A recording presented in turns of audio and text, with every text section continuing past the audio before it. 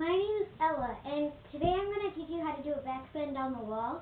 And it's very good for beginners on learning how to do a backbend because it gives you the feel of it, only the wall is supporting you. Oh, and first, the reason I'm wearing a bunch of purple, is this week at school it's Spirit Week, so there's a special, because homecoming is on Friday, so there's like a special event to do each week, and this week it was, today it was, each day. Today was, each class had to wear their class colors, and their class colors, so kindergarten, first grade was red or something, second was green, third was yellow, fourth was pink, and fifth was purple. So I'm in fifth grade. But anyway, that's why I'm wearing a bunch of purple. But first, what you want to do is stretch. But you can check out my other video on how to do that. Because I'm gonna skip it down just to get that. But the first thing you want to do is stretch, and then you want to find a wall, and the wall, you might not want it to have many plugs on it or light switches, so pretty clear and no lamp hanging on it or anything, at least not anywhere that you can reach. But then so after you find a wall with space, then you'll want to get ready to do a backbend. So you do that by spreading your feet apart, probably shoulder width apart, maybe a little more, but not by much. I mean, you don't want them really far apart. You don't want them together. But you want shoulder width apart, and then you'll want to stand probably 2 feet away from the wall, or closer if your arms are shorter, maybe farther or closer if you're younger, and farther if you're older, maybe just because your arms are longer or shorter. But anyway, so probably about 2 feet away from the wall with your feet shoulder width apart, and then you're going to want to put your hands up, or your arms up above your head, and then you'll just want them straight. I mean, you don't want them straight, but you don't want them bent, because if you do, then when you go to do a real backbend, you'll be used to doing them bent, and then you'll be closer to hitting your head on top. So keep them straight, and then you want your hand up like that. I mean, you don't have to worry about that too much, but it's a good idea to do that. So almost like your waitress or waiter, and then you just straighten your arms. So that's how your position should look. And then you want to push your hips forward, because it'll help you lean back. So once you're like that, push your hips forward, and then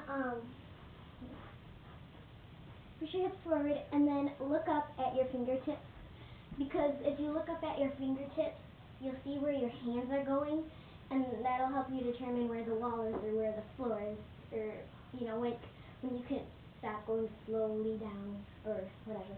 But yeah, look up at your fingertips with your head up, and just keep your eye on your fingertips, and then you push your hips forward and bend back, and then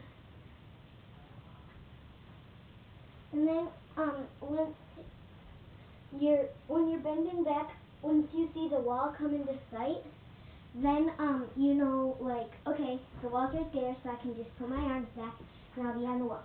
So you look back, and there's the wall, and then you crawl back down the wall.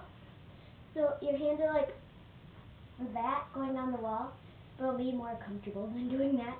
But and then you'll just be climbing, you'll be walking on the wall towards the bottom, only with your hands, not your feet.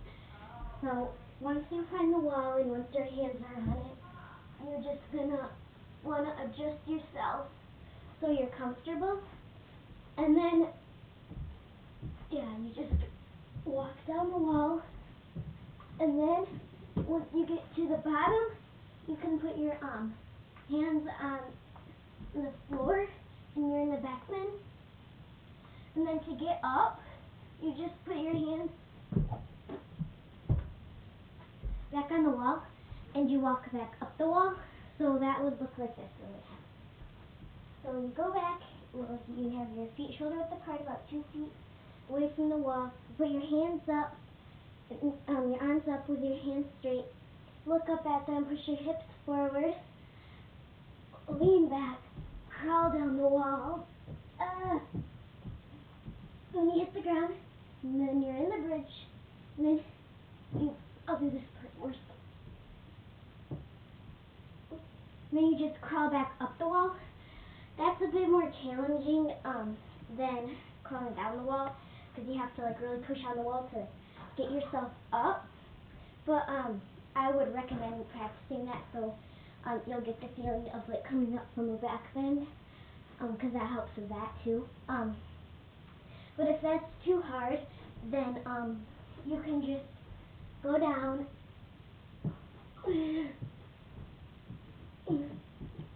and then kind of just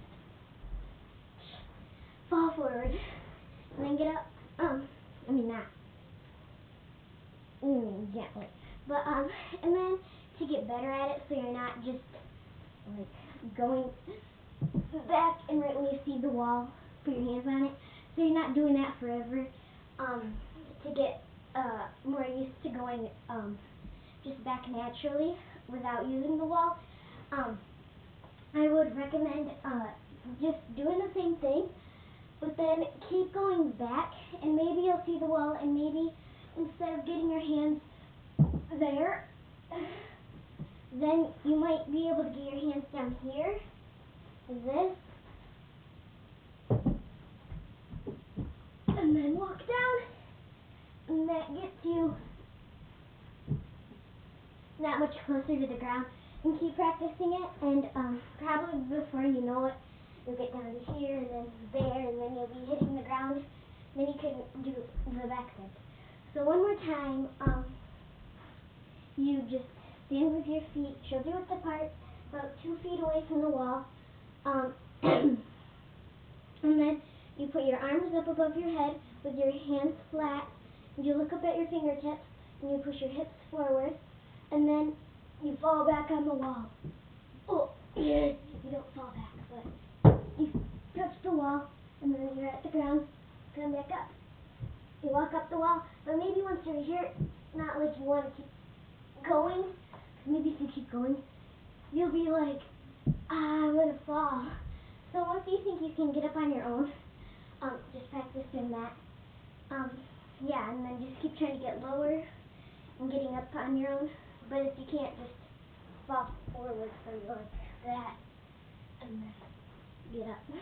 But I hope that helped, and once you're getting better at that, you could practice doing a regular back bend without a wall bend. You could practice that like on a bed because it's softer, or have a pillow under you just so if you fall on your head you don't hit it, but you'll still get practice without the wall. But I hope that helped. Bye.